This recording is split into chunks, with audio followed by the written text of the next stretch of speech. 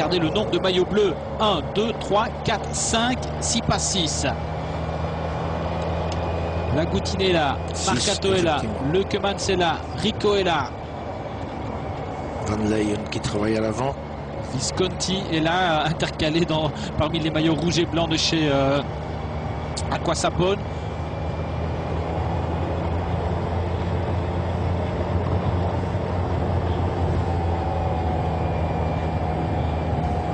Et Boum qui va remonter. Cadel Evans est là également.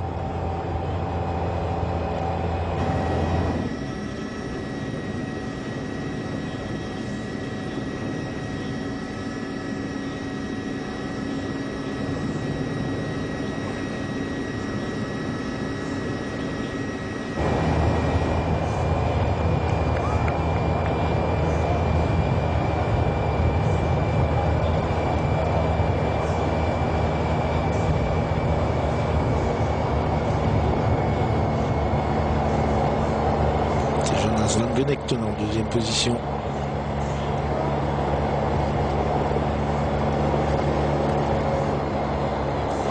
L'équipe Valentin Williams qui est encore bien représentée elle aussi.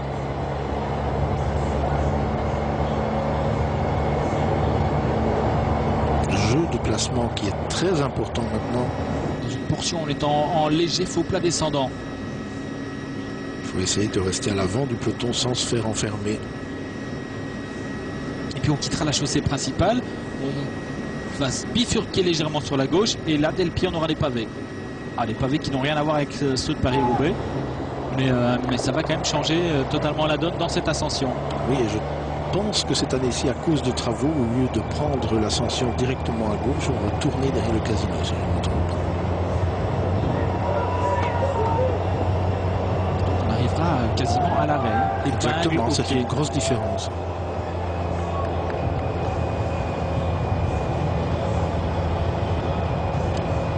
« 4 km avec bon, les consignes, ils n'ont pas été dans l'échappée vos hommes, mais ils ont quand même animé enfin la fin de ce Grand Prix de Wallonie depuis le direct. Je ne sais pas si vous avez donné les consignes.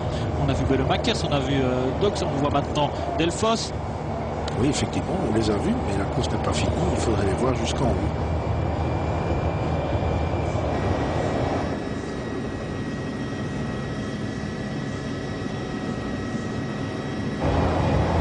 Ça remonte, les files montantes, il faut pouvoir s'intercaler.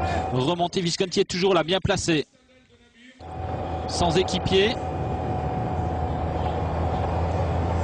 C'est dangereux. C'est dangereux. Visconti qui revient dans la route Paolini, je pense. Et nous voilà effectivement sur les bords. Normalement, le casino est là sur la gauche. Hein.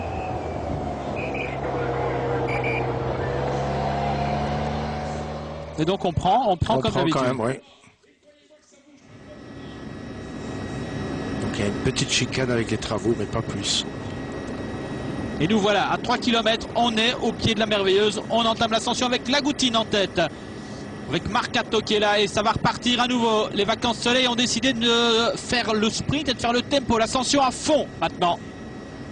On va essayer, ceux qui sont mal placés, ceux qui ont été au-delà de la 20e place au pied, eh bien, peuvent quasiment faire une croix sur leurs ambitions. Si ça monte à ce rythme jusqu'en haut, ça va être très difficile. Évidemment, Lagoutin, évidemment, les garçons qui sont là, qui font le tempo maintenant, vont peut-être pas rester en tête jusqu'au bout.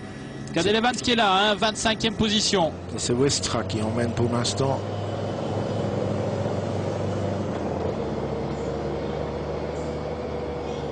Regardez derrière, il y a Rabobank et puis on a Lagoutin, un autre coureur de formation Rabobank. Et puis on a, si je ne m'abuse, Rico avec un équipier. On pourrait bien l'avoir ici, la victoire de Rico. Voilà, Westra a sauté.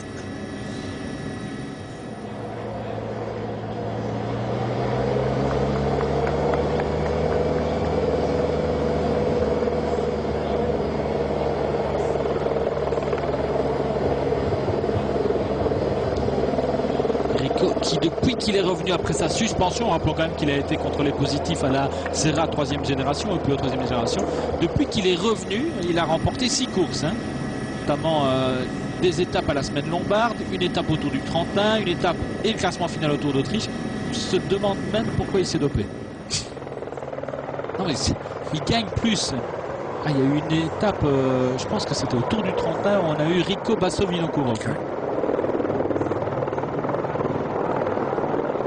Gros travail de vacances soleil, mais attention à Lars-Boom.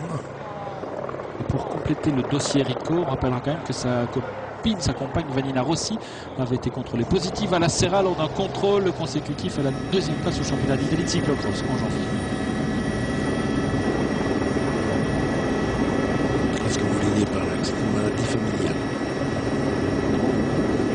Rico n'a pas du tout apprécié puisqu'elle était elle donnait le sein à son fils. Il a donc quitté le domicile conjugal pour retourner en Sicile.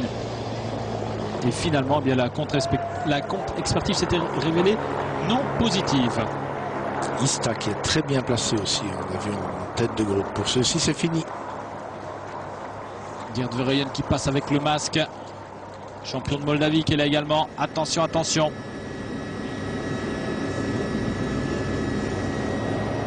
Là, on fait le travail des vacances soleil chez Rabobank. Cadel Evans est là, il est bien aussi. La routine Leukemans. Rico. Leukemans va y aller. Leukemans y va avec Rico. Est-ce que c'est bien vu de la part de Rico? Leukemans y va avec Rico. Il y a encore la formation. Cadel Evans fait le bon aussi. Hein, je pense que Leukemans est parti trop tôt. Leukemans, Rico qui est facile dans sa roue. Hein. Et voilà, regardez comme Cadel Evans est bien revenu.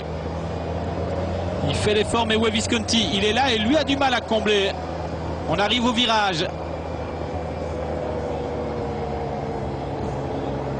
Leukemans, Rico. C'est Sepp Van Mark, je pense, le grand coureur de l'équipe Top Sport Vlaanderen qui a fait 2e de Gand-Wevelgem. Voilà, j'allais vous le dire, 2e de Gand-Wevelgem. Van Mark. Et les autres sont battus. Cadel Evans est toujours là. Rico.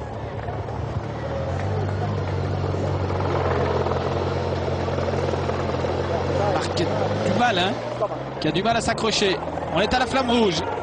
4e position Cadel Evans. Toujours Leukemans, Rico. On est à l'Esplanade. Un coureur de l'équipe Rabobank qu'on n'a pas reconnu jusqu'à présent. C'est toujours le gros travail de Leukemans. Hein. C'est rassurant pour les championnats du monde qui approchent. C'est Paul Martens, je pense. C'est Paul Martens qui va vite au sprint, évidemment. Très très vite au sprint, Paul Martens, qui s'est classé 2e, je pense, sur les routes de Tirreno derrière Bonnet cette année. Pour les autres, c'est terminé. Paul Martens, 2e de Tirreno, 15e de Milan-San Remo, 8e de l'E3, 4e de la Flèche Brabançonne, 11e de l'Amstel et 15e de Liège-Bastogne. Attention, parce que Rico avec Paul Martens, avec Cadel Evans et avec Leukemans, si on est dans un groupe avec des garçons qui savent sprinter, j'aurais plutôt mis Rico devant et Leukemans derrière. Oui, et ça va remonter un tout petit peu, il faut se méfier. Van Mark, c'est un garçon qui a du caractère et qui est toujours capable d'essayer de passer un contre, alors que Visconti essaye de rentrer derrière avec Ista. Il faut se rappeler du final de Gand-Wevelgem. Ça accélère à nouveau et c'est Paul Martens qui va. Paul Martens, Rico prend la roue et Cadel Evans est là. On est aux 250 mètres maintenant. Virage à droite et puis là un peu plus loin, virage à gauche. On sera dans la dernière ligne droite. Paul Martens qui emmène, Cadel Evans qui est bien placé. Cadel Evans en 2e position et Rico en 3e position. Voilà, maintenant ils vont déboucher sur la ligne. À l'intérieur du virage pour Cadel Evans. Paul Martens est toujours là. Paul Martens qui va s'imposer. Je pense Paul Martens qui part de très loin. Rico va pouvoir leur passer. Victoire de Paul Martens devant Rico. Il y a plus qu'un boyeux, mais c'est un Paul Martens, 2 Rico, 3 Cadel Evans. Et puis on aura un peu plus loin, Visconti, je pense, Ista.